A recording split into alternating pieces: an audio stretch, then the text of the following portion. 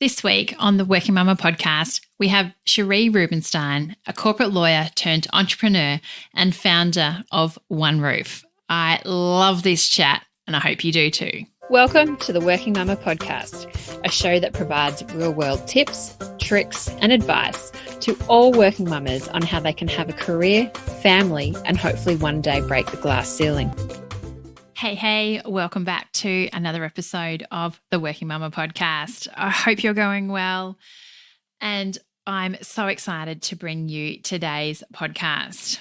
Today, I'm speaking with Sheree Rubinstein, who is a corporate lawyer turned entrepreneur and the founder of One Roof. She's also a working mum and very passionate, not only about supporting women in business, but also about telling the truths and experiences about what it's like to be a working mum and all aspects that comes with.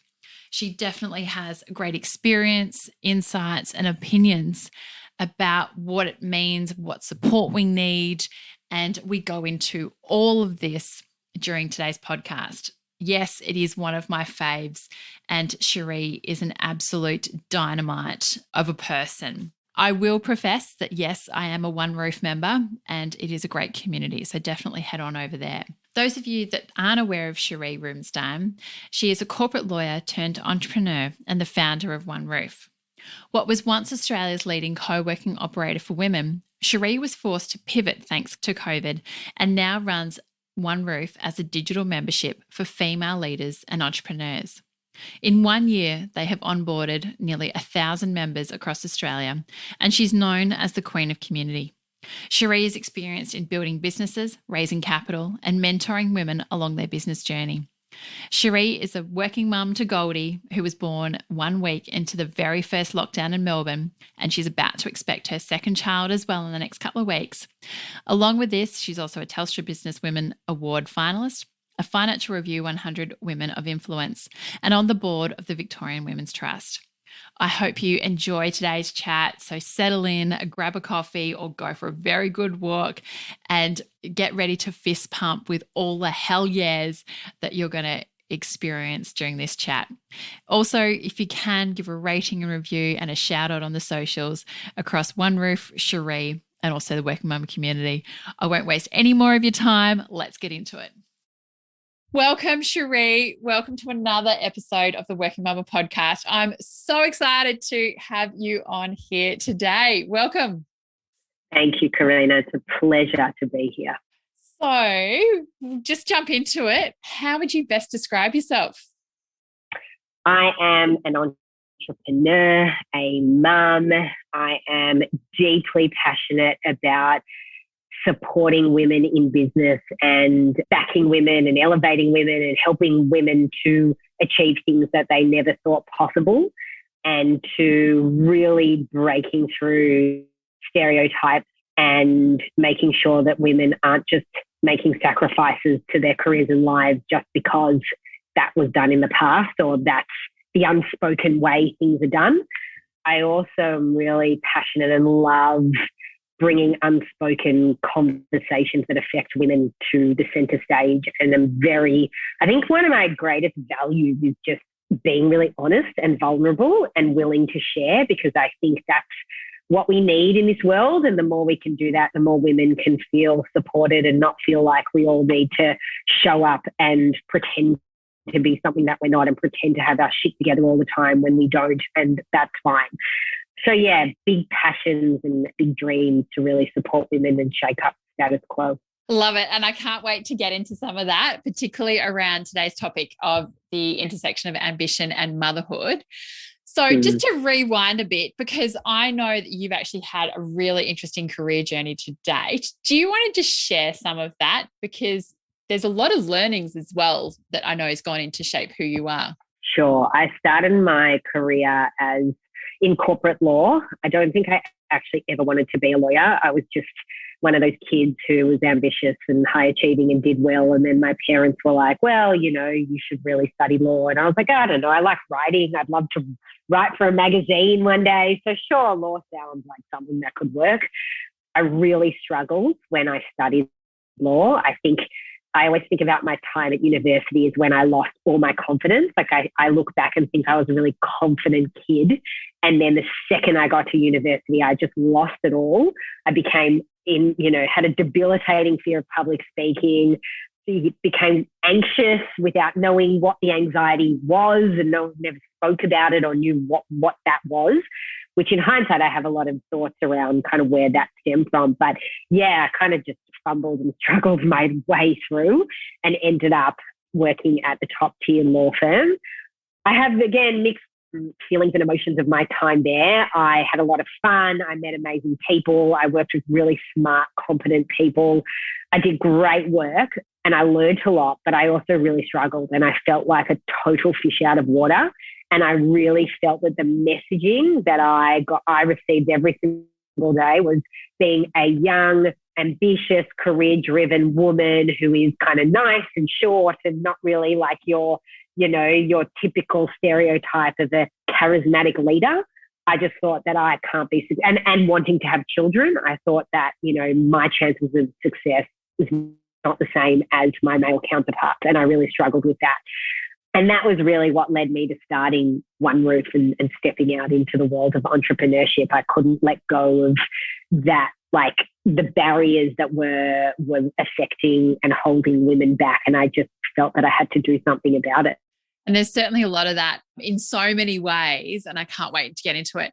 When you are seeing some of those barriers at work in that legal environment, and we know law is quite an old school, stereotypical industry, what do you think were some of those things that people were saying to you of, no, you can't necessarily be the same as a man and have that same success path? Or were they saying, no, sorry, you probably won't make partner because you want to be a mum? It's less overt. It's much more discreet in, how it plays out. But it was conversations that I would have within and outside the firm. And it's obviously not just a legal industry, it's business, corporate life generally. So it's really society, certainly, isn't it? Exactly. It's society. But, things like I remember talking to a couple of women they'd had children, gone on maternity leave, came back to the firm, lost their kind of path to partnership, and said that they really felt like they didn't exist in the organization. They just, they were never going to make partner. And so it was like they were kind of forgotten. And then, I think just other conversations. I remember having conversation around, wanting mentors and asking if the organization could place us with a mentor. And they were like, oh, we don't really do that. We only do it for the senior associates and the partners. So just go and find your own mentors. They've probably changed that now. Everywhere's probably changed that now. But at the time I was just like, I'm struggling. I'm really finding it hard to navigate my career and work this out. And I really need support. And I'm not getting it from, there were great people around me supporting me, but, your ability, especially as a grad, to be overly honest with your partner or your direct kind of managers to say, like, I don't know if this is right for me and what's going on. And do women actually, like, where are the women? There aren't really many women, female partners, and the ones in partnership kind of more difficult to relate to than the men. So you really just, the messaging from the top was also like, there aren't really any women here. So it's very clearly difficult for women to progress. And then I would just see other things like women working crazy hours and not saying that they've done that, and not speaking up in meetings, and mansplaining, and a male being paid a higher salary than a female with exactly the same. And this wasn't necessarily at the firm I was at. This was just in the corporate world and people that I was talking to, like not being paid equal even though they're doing the same roles, not getting bonuses even though they're doing the same thing. So, men were negotiating these great salaries and bonuses and women weren't getting them and didn't know that this was going on. So it felt like it was just everywhere, to be honest. And I don't think it's just the legal industry either. You see, I was actually reading something the other day with a stat that was saying women in Australia are some of the most, like, we're one of the most highly educated societies for women. But then there's a tipping point that once those women have children, then re-entering into the workforce, they're not supported. So unfortunately, we're actually losing these great minds into other industries, or most likely as well, they've probably started their own business, because 30% of women actually start their own business while they're on mat leave, because they realize that corporate Australia isn't necessarily going to help them actually manage career and motherhood. And which is really sad that we've got these highly educated women out there, but not supported by the top tier. So we can actually see more female leaders and role models, like what you were saying. Yeah. It's almost like we still haven't come to terms with the fact that women have babies and still want to work, and we're just not like adapting our policies and systems and processes and environment quickly enough to keep up with the reality that a lot of women want to keep working, but they're going to have babies, and that's okay. And like, let's talk about it, and let's have conversations about it, and let's support them while they're on maternity leave so that they can come back into the same position and they can be promoted, and, you know, like, let's make it work. Yeah, we still have a long way to go. Yeah, because it was like, you know, the 9 to 5 workday was created by Henry Ford 100 plus years ago. And we've still got systems that are like set up for the 1950s, where the father will go to work and the mother will be at home with the kids. But now it's not that way. Women also want a career. They also want to still be a mum. But also, I know even from my own personal experience, my husband still wants to be a dad. He still wants to be around for his kids. Like, he saw his dad get home generally after he and his brothers were in bed. So he goes, look, I actually want to be around for my kids. I don't want to work those stupid hours. And at the end of the day, for what? You don't have, I worked 100 hours on my tombstone. Exactly.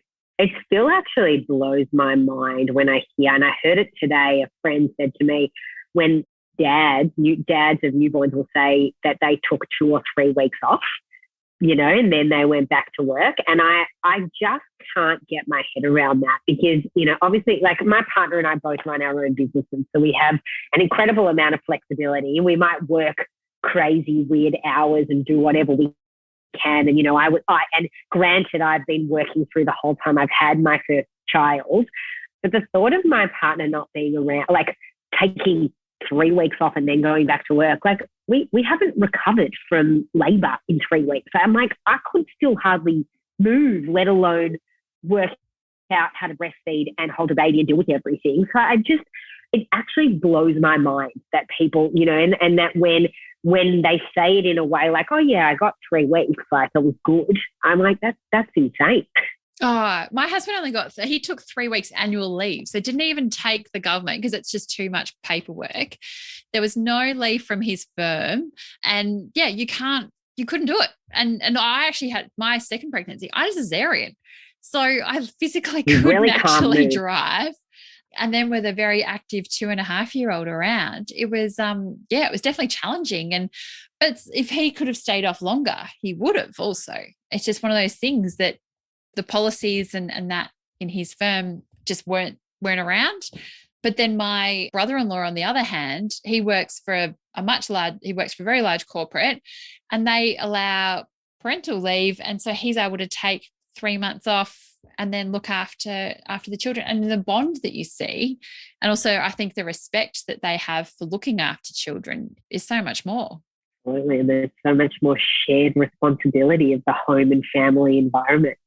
You know, I also think about when people say to me, like, when I hear couples, friends fighting, and one will say, you know, and it's often the fathers who'll be saying, oh, but I'm working really hard, you know, but I've been working all day. I'm working really hard. I get home and I'm exhausted. And all I can think to that is, it is so much harder running a household and children. I'm sorry, but I go to work every single day and love it. You can go for coffees, you can read the newspaper, you can have meetings and schmooze, and, you know, yes, and go to the toilet on your own. And go exactly as many times as you want during the day. And then you've got parents at home who literally can't go to the toilet, or going to the toilet is like, or having a shower is like, it's like, honestly, you don't even wash your hair for a week. It just doesn't compare. In my mind, maybe that's just me, but I'm like, that argument doesn't hold up for me. No, it doesn't for me either. I'm like, no, actually go to work and have my little bit of time. It's not self-care, but it's my own identity. It's me pre-kids, because as a friend of mine told me, like, one of the biggest advice she said, look, Karina, you had a relationship first, you had an identity before you had a child. So your whole life doesn't have to be about kids and things like that. And yeah, like my husband, I think he's actually also seen being at home for the last 2 years practically. He's like, geez, yeah, it can be full on with kids. And we're managing tantrums and 2 kids that are just both crying. And you're like, oh my goodness, work is so much easier than managing, kids are unpredictable. Work's a little bit more predictable. Yep. And how do you manage the ambition side of, as what you said, you're very ambitious. And how do you manage that then and equalize it? Or I wouldn't say even equalize it with motherhood. It's a constant challenge for me, I would say. I am incredibly ambitious. I think I just always have been. And, it used to be when someone asked me, what is success to you? All I could think about was building a big successful business and having lots of impact and making money and doing these big grand things. And it wasn't as much about lifestyle and family. And, granted, it was before I had children. But yeah, I think especially with COVID the last couple of years, and we were living and working remotely. We were living in the Byron, like in the Northern Rivers area, and, created this kind of different lifestyle for me. I've really come to value and love a slower kind of pace. It's not my natural way, so I probably am constantly working at it. But success to me is so much more than just ambition now, which I think has been a really important shift in my thinking. And so, I see my life as in career as long, and it will ebb and flow. My ambition will always be there. Sometimes family will take priority and things will happen, and I will be going slower in pursuing my ambitions than usual. And I do feel that it's a little bit slower for me at the moment, and I'm pregnant and we'll have another kid, and I'm sure that's going to put me in the throes of feeling like I can't do anything for my ambition for a few months, or who knows. But yeah, I think I read Julia Gillard's book, Women in Leadership, and that really helped me put into perspective that my career is long and there will be different times of my life where career takes precedent or where family and other things take precedent, and that's okay, and not to be frustrated and wanting to kind of be successful and achieve everything and match the kind of ambition that I have right here, right now. I can see it as a long game, and I've really had to work on seeing it that way. Yeah, and I think it's just been also really important to just really focus on what I want in life. And it is more than just a successful career in a business, because that's all I ever used to focus on. And it's still so important to me, but it's like, I want the freedom and flexibility to travel and move around and, be with my family and enjoy those small moments of we've had the last year, being on the beach and camping and just being able to do nice things. And that is just as much success as building a successful business. Yeah, so I've definitely shifted my thinking on all of that. But my ambition just knocks on at my door all day long. It's just there.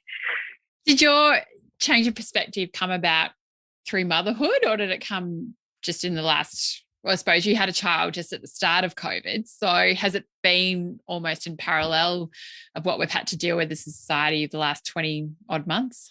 Yeah, I would say it all kind of happened at once for me. So COVID hit, I had a baby 1 week into the first lockdown.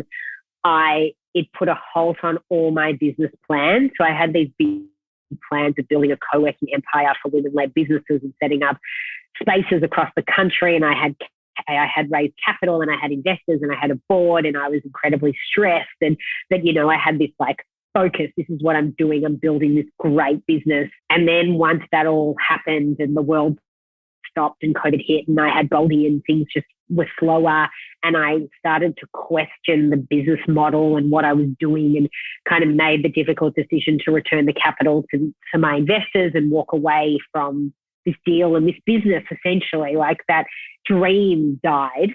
Yeah, that all changed me, because I'd looked back and realized I was so stressed, beyond stressed. I was burnt out. I probably just wasn't coping. I was on the edge of holding it together. And obviously was very pregnant at the time. And I just don't really want to go back to that. And that's not to say, I'm not going to have times in my life where business will be more stressful and I might raise capital again and I might have investments again and I might do all these things.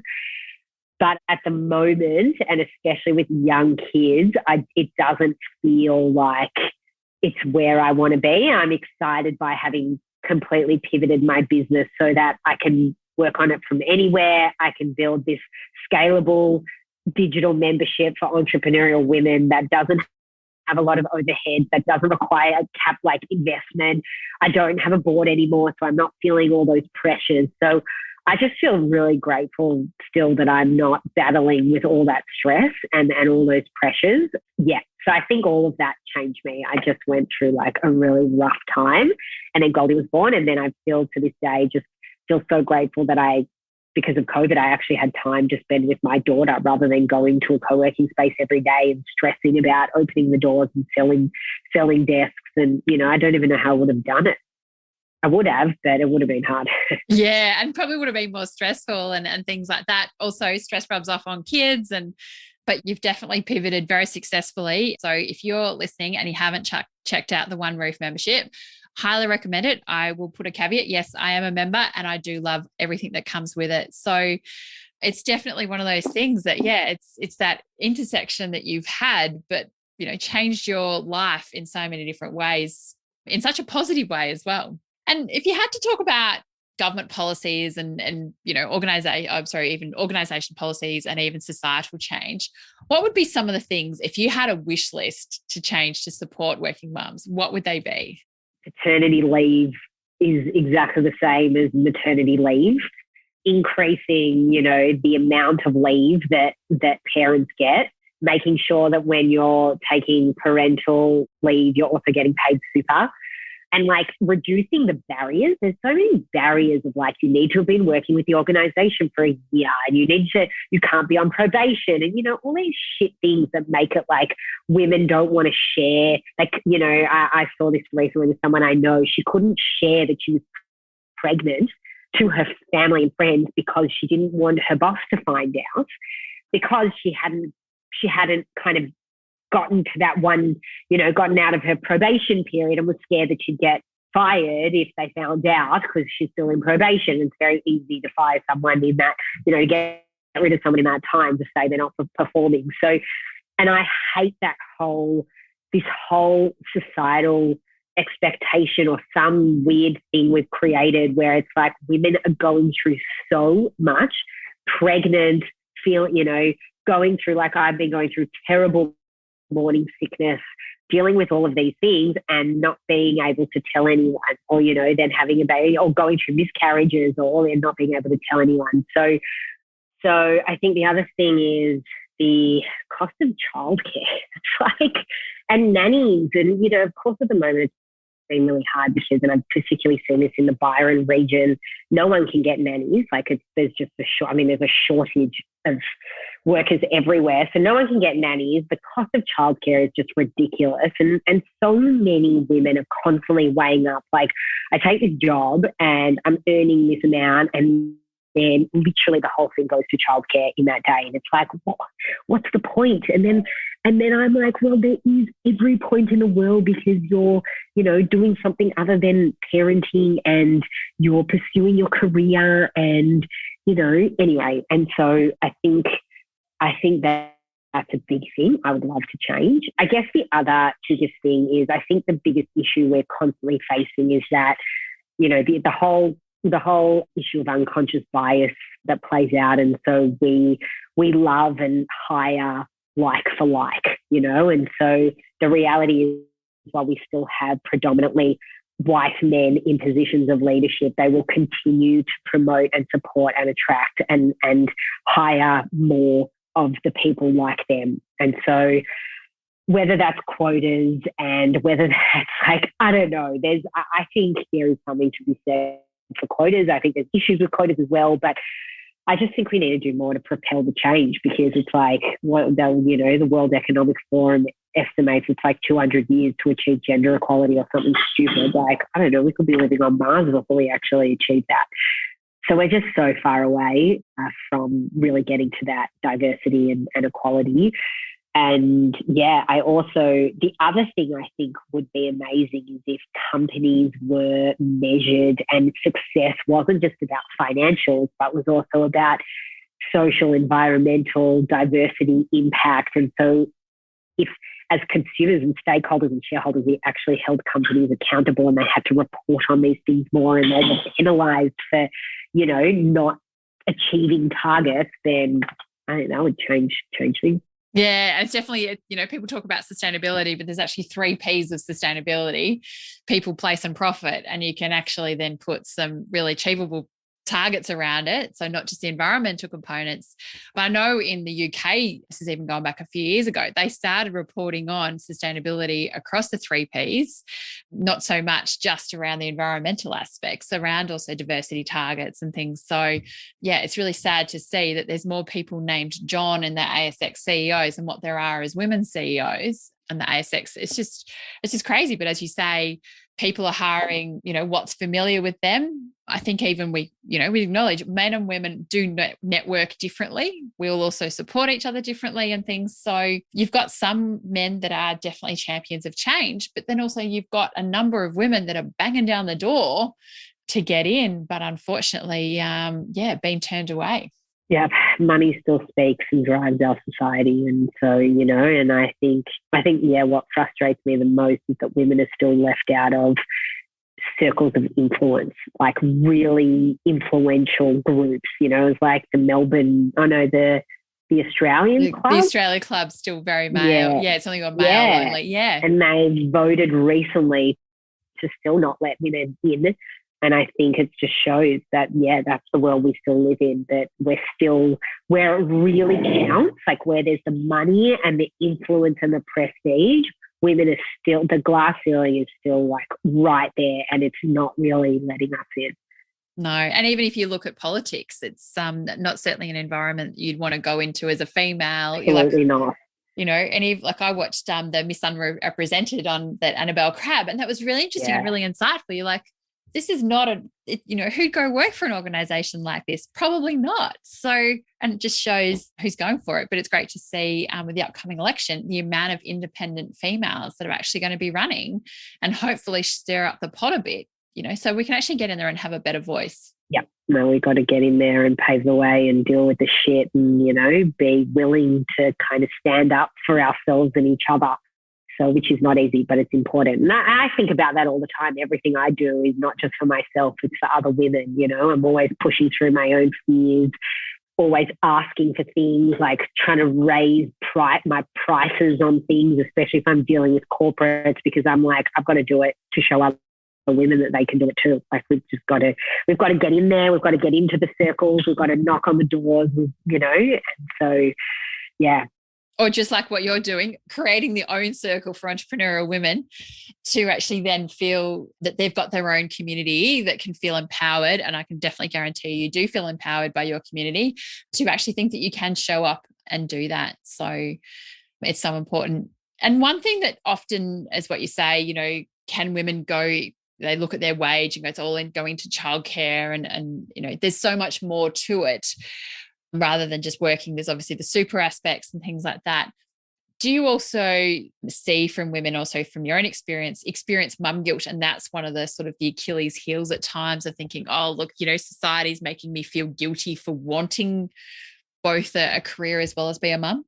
Absolutely. And I think that we always come back to the expectation that women make the sacrifices, women will do the homeschooling, women will pick up the kids from daycare or school if the kids are sick, women, and that's not to say in every household. And I know, Karina, like your relationship with your husband is quite similar to myself and my partner, and it's very, we're on a level playing field and we share responsibilities and we're very conscious of doing it differently. But I think on the whole, the expectation is that, it's on you. And so women, Annabelle Crabb wrote that book years ago, The Wife Trap. And I loved it. It's like, women need their own wives because they're literally, it's like often people argue that feminism just meant that we argued that we wanted to be in the workforce, we got in there, but then it just meant that we have to like carry the load of everything now. now. So we've just put, rather than just being able to be at home and deal with domestics and family, now we've got to do it all, and it's impossible to do it all the time. So yeah, I think those expectations and the language and conversation around it all needs to change. And the important thing is that for people who are, not everyone, but ones who are in heterosexual relationships with children, like, the woman needs to be opening up the conversation as much as the male. And it's, you're enabling the male to be able to continue just to work and not be involved with the kids if you're not letting them, you're not kind of handing it over to them. And I see that with friends. And so there's kind of a responsibility on both parts, but it also depends on your relationship and the communication. And so, your partner, if you have a partner, is important in this, because if they're not supportive of what you're doing, and we've spoken about this a lot before, like if our partners weren't supportive of us, if my partner didn't value my career and my business as much as his own, then I couldn't do any of it. No, I agree. And I'm the same. Like, my husband is very much, ever since I met him, is like, right, do you still want a career? I'm like, hell yes. I've studied too long. I've worked too much just to let it all go. And I weirdly enjoy working. I enjoy giving back to something else. I also have my own identity before kids. I've got my own identity since kids. It's funny. I even went to my Christmas party last year on my mat leave and going back, and they're going, oh, how's the kids? And that was the first conversation. And I'm like, it's all right. I'm still coming back. I'm still me. And I'm still got a brain that I know how to use. Just may need to dust off a few things at the start. But it's one of those things. People assume things. And I often will say to people, I have not done a load of washing since I don't know how long. Like, if my husband just does it all. He goes, if it was up to you, we'd never have any clean clothes. I'm the same. That's so funny. But it's, as you said, it's one of those things. It starts with a conversation, and it just changes from there. And even going from one child to two children, how are we going to do this? What's it going to look like? And I said very bluntly to my husband before I went back to work the first time after mat leave, I said, I'm not doing all the drop-offs and pickups. I said, I'm not doing it. And he actually enjoys doing it. This year, he's actually done 98% of drop-off pickups, because I think he actually enjoyed doing it and having that time with our son. So it's one of those things, you never know what's going to happen in the conversation until you have the conversation. And a lot of people I know, even I was having coffee with someone the other week, they're, I don't want to ask the husband. It's like, what happens if you have the conversation? You never know. Definitely. So what has surprised you in becoming a mum the most? Probably that I've loved it more than I ever thought I would. I've found it hard, like really hard at times, but I guess I've never been clucky. I've never wanted to hold other people's babies. I struggle with babies. My partner thinks that he, often says he was trying to convince me for a good 5 years to start having kids, which I always knew I wanted, but I just was focused on, business and career. But yeah, just love, like, it's so much fun. There's a lot of fun and joy, and it really, I was a little laughing yesterday with my family because Goldie we were kind of on the beach, and she was going from the shower to playing with these shells, back to the shower to the beach. And, my brother was like, you really just need to be patient and kind of just not, expect to get anywhere fast. I'm like, exactly. Like, you just enjoy the journey rather than focusing on where you need to go, which we are so focused on before having kids. I'm like, I don't need to get to the beach. It doesn't matter where we go. We can just enjoy. She's just going to keep doing this for a while, and I'll just sit here and watch her. So yeah, just enjoying the journey of it. Yeah. And then what's been your biggest challenge? It's probably shifting, like recalibrating expectations on what I can do and achieve. Before having kids, I literally thought I could do anything. I'm like, in my mind, it was like, if I need to do that, I just work harder. Like, I just work harder and I'll get it done. I would say that to people. I'm like, what do you need? I can actually do anything. I really felt that way. And then since having kids, it's like, if I get an hour of work done, that's like a decent amount of work in a day. It shifts your whole view of time and what you can achieve, and resetting those kind of to-do lists. And you have days where your kids are sick and they're home, or they didn't sleep, or it's like just so unpredictable. And so it's been hard to, be someone who's ambitious and want to achieve a lot and have to constantly recalibrate and just accept that, this week Goldie's sick and not at daycare. And it just kind of throws everything out the window. Yeah. So how do you do it? How do you manage the juggle of running a business, being a mum, being a wife, and everything else as well? Yeah, well, I guess the first thing is I'm similar to you in that I love what I do. And so I want to work. And so it's not a chore or a burden for me. I love it. So that's something that it's like I'm going to do whatever I can to find a way to balance it all, because I just value working and value what I do so much. And so, I guess it's, we have childcare, and then beyond that, it's the support. So sharing in roles with my partner, and we're lucky that we're both entrepreneurial, running our own businesses, not kind of doing any kind of like office 9 to 5 or 8 to 10, whatever jobs. So we both can kind of, if there are unpredictable days, it's like, okay, what do you have on today? What do I have on? Let's like manage it, or we can change meetings and things. Like nothing is ever, if there are sometimes urgent things, but often it's like, it's on us just to reschedule when we need to. And then support beyond that. It was hard the last year because we were on the go, moving around a lot and didn't have family around to support. So there were times we were on our own doing things, but generally, just asking for support from family and friends and, people around. So I'm big on asking for help. Yeah. So true. So true. And second last question, what's one thing or even a few things that you'd love to instill in Goldie, your daughter, for like when she gets of a working age and also wants to be a mum? What would you love to see that, or even for her outlook to be as well? Yeah, I think to just go into everything with an open mind and curiosity to learn and listen to others. And, I think I often think like we've been conditioned to think a certain way about things. And if you open your mind to other possibilities, then you can see things differently. So like, for instance, I feel like we're always saying that labor is the hardest, worst thing you will ever go through in your life. It's hell, it's painful, it's terrible. It is the worst thing you will ever experience. And I feel like I heard that my whole life. And like my mum always said, well, you've got a low pain threshold, you'll need an epidural. Like from when I was young, I didn't even know what it meant. But, through my own, and after losing my first pregnancy, I did a lot of research and wanted to have a very positive pregnancy and birthing experience with Goldie. And completely changed my thinking around labor. It is a very difficult experience, but it's not, it can be empowering and it can be positive. And I'd never, ever heard anyone speak about it in that way.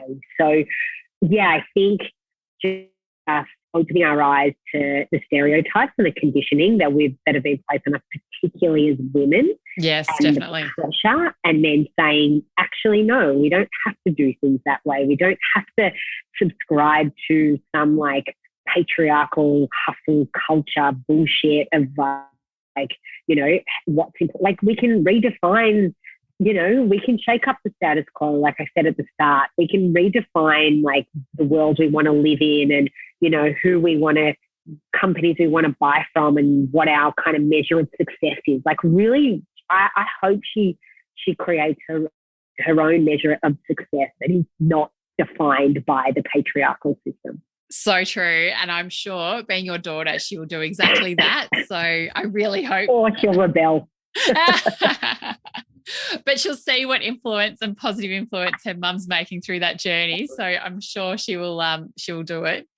And Sheree, what do you do to fill your cup of self-care? I love reading. So I read most nights before I go to bed. I find it a really good way to kind of wind down. I love walking and exercise at the moment because of where I am. I've been swimming a lot. So, just having, even if it's 30, 40 minutes to myself to go for a walk or a swim. I find like I can very easily go to work. Like even at night, we put Colby to bed and I can just sit down and do work. It's just like it's very much in my upbringing and my parents have done that. And so it's my natural way. So I find that I need things to do in order to not kind of go straight to my laptop and do work. So I love like playing card games and board games and, you know, things that I can, just take my, like focus my mind on things that are completely not work related. And then I love being around people. Like I love socializing and camping and lunches and dinners with friends, and that I'm a total extrovert and I'm very energized being around people. I can hit a max and need my own time, but generally people fill my cup. Oh, so good, so good. And where can people find more about One Roof and also connect with yourself? Yeah, so our website is weareoneroof.com, and that'll explain more about the digital membership that we've created for entrepreneurial women. And we'd love you to join us or reach out to us if you have questions. We've got an amazing community of like 700 plus members now, which is pretty awesome. And then we're on Instagram and Facebook also, and Twitter, We Are One Roof. My email is Sheree@weareoneroof.com. I love having a chat about all these things. And I've written a blog about my pregnancy and labour with Goldie, and also the first pregnancy that I lost. So, and all the things that I learned, the tools that I use. And again, I love sharing that and talking about all of that. So please reach out. And I've read both the blog and I think I actually reached out to you, Sheree, before I even was a One Roof member of reading that. So we've both had our own experiences with pregnancy loss, which I think could be a whole other podcast conversation in itself and get quite deep and that. So, but best of luck for this next pregnancy. I know probably emotionally you're not over the big hurdle yet. And so best wishes for that. And we're recording this just on the 22nd of December, 2021. So I hope you have a great break because you've had one hell of a successful year. And thank you so much for today's chat. I was really looking forward to it and it has definitely smashed it out of the park for me. I love chatting with you on all topics like this because I know we're very like-minded. And thank you so much. Really appreciate it. Thank you, Karina. It was a pleasure. Thank you for listening to the Working Mama podcast. Subscribe to the podcast on iTunes, Spotify, or your favorite podcast catcher. I invite you also to join the Working Mama community on Facebook and join in the conversation with other like-minded working mums. Please also feel free to contact me on any of the Working Mama social channels. Remember, Mama is MUMMA, or website www.workingmama.com.au. I would appreciate you to share this podcast with friends and colleagues, especially those that are parents managing the juggle. And I would really appreciate if you had to take the time out to leave a review of the podcast. I'll be giving a shout out to select people that do so stay listening and you might be one of them. Thank you and see you next time. Have a great week.